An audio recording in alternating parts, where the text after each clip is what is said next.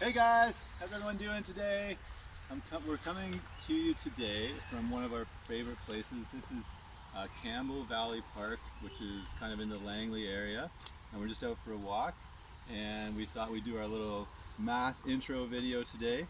I don't know if you saw at the beginning, there's lots of beautiful trees here, and beautiful trees, but also you can see a lot of angles in the tree branches, which is kind of neat too because we're studying angles right now. Okay, couple of jokes to start us off with today. So just here we go. First joke, and this one's actually brought to you by my nephew Oliver, who lives in Ottawa, Ontario. So this is the joke. What is a math teacher's favorite type of tree? Geometry. Geometry. That's a type of math. It's a favorite type of tree. All right, thanks guys. We got one more joke. This is a classic joke, which I'm sure all of you know, but it's a good one. So joke number 2. Why is 6 afraid of 7? Hold that up, Emmy. Because 7, 8, 9. All right, there you go. If you have any more jokes, make sure you write them in the comments section. And I want to wish everyone a good day. And you guys ready for the math lesson? Let's do it.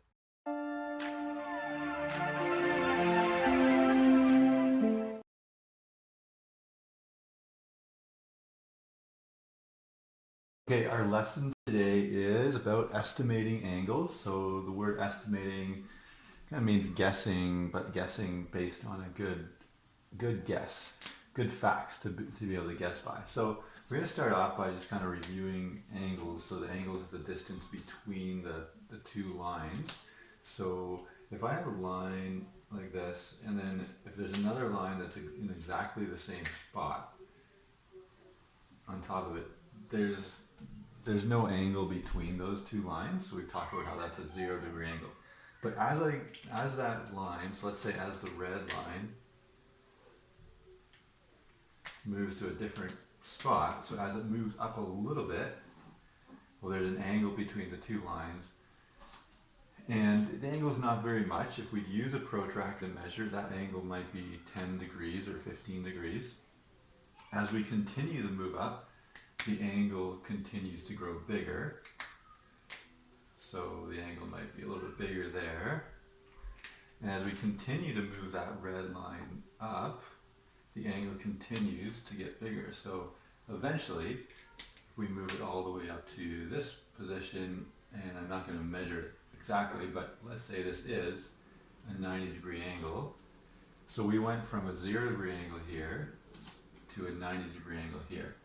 So everything in between would be between 0 and 90. So if we keep moving that red line further, creating a bigger bend between the red and the black line, then of course the angle distance is going to get bigger as well. So that, I should have these little angle markers here.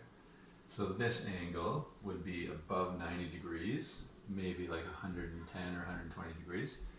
And as we continue to move up, move that red line further of a bend, then we're going to be getting, of course, further and further until we get an angle that is perfectly all the way around, and that angle is 180 degrees. So a couple of things that we want to make sure we understand is that anything that's smaller than 90 degrees, of course we've gone over that, those are acute angles. So this would be acute, this would be acute. And anything over 90 but less than a straight line, less than 180, would be obtuse. So those are important things to know for estimating angle measurements.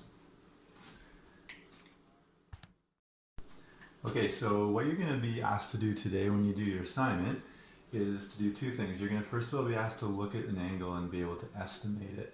So what you want to do for the estimation part is actually give a good guess at what that angle would be.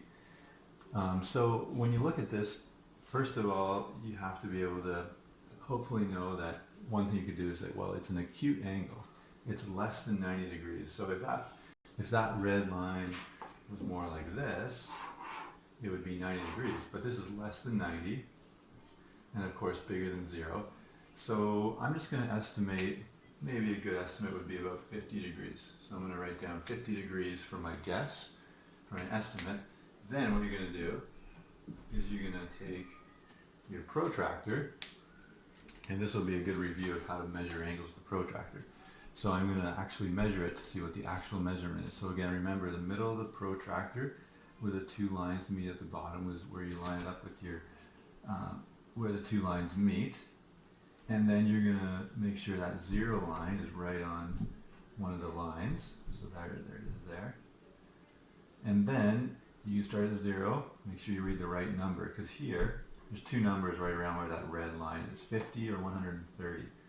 So if you know it's acute, you know it's going to be the lower number, or just start at 0 and count up. So 0, 10, 20, 30, 40, 50. And I was pretty close. It's probably like 50, just over 50, so 51 degrees. So 51 degrees would be the actual measurement of the angle. And it doesn't matter if you're too terribly close, like as long as you're kind of even within, by this point, 5 or 10 degrees, that's a pretty good skill you have of estimating. And most importantly, as long as you're able to tell it's an acute angle and estimate something that's an acute angle, and then measuring the actual measurement. Okay, here's my next angle. Again, first thing you want to do is just take a guess. And again, I sometimes use those benchmarks. So if I'm looking at an angle, this is something maybe is good to think about too. So if this is a right angle here, and then if I would continue to move that red line, and this would be from all the way from the black line to the red line would be a 180 degree angle. This one's kind of in between somewhere. So I'm kind of thinking, I know it's going to be greater than 90, but it's going to be less than 180. It's a pretty big angle, so I'm just going to say about 140 degrees for my estimate. 140. Okay, and then to measure. So again, I should be able to tell that it's an obtuse angle just based on how it looks, and it's more than 90. Okay, so for the measure, again, I'm going to line it up. So I'm going to put that middle part where the two lines meet. I'm now going to line up my 0 line with one of the lines. And then I'll read that red, where the red line goes. And again, there's two numbers here. It's 140 or 40. So if you know it's obtuse, you know it's the bigger one. Or just start where you line it up with the line, 0, and then go all the way around. So again, I'm pretty close, probably a little bit less than 140, so we'll say 139. I'm kind of getting lucky with those. I wouldn't expect you guys to be this close. Okay. Okay, we'll do one more example together. So again, this one, when I look at it, you should have an idea of whether it's an acute angle or an obtuse. So this one, again, like if I look at this red line here, this little diagram at the top kind of helps, because if I had this straight line coming down, it would be 90 degrees if it was, the black line was around here.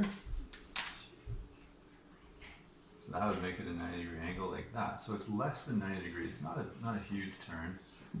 So I can predict, I can estimate that I'm going to say around 50 degrees. Okay, and then measuring. Again, when you measure angles, you can either line up your protractor with the 0 line on this line, or you can line it up on this, the red line. So I'll do it on the red line. So again, take the middle protractor, line it up so it's where the two lines meet. Make sure that 0 line is connected to that line, the red line there.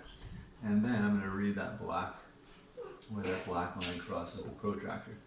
And again, it's an acute angle, so it'll be the smaller number, or just start at 0. Start at 0 here and then go up. So I don't know. 10, 20, 30, 40. This one I'm a little bit further off, so 44. So 44 degrees is the actual measurement. Okay, so should be trying to get as close as you can, but even if you're even 10 degrees, even more, a little bit more is totally fine. So estimating and then actually measuring with your protractor.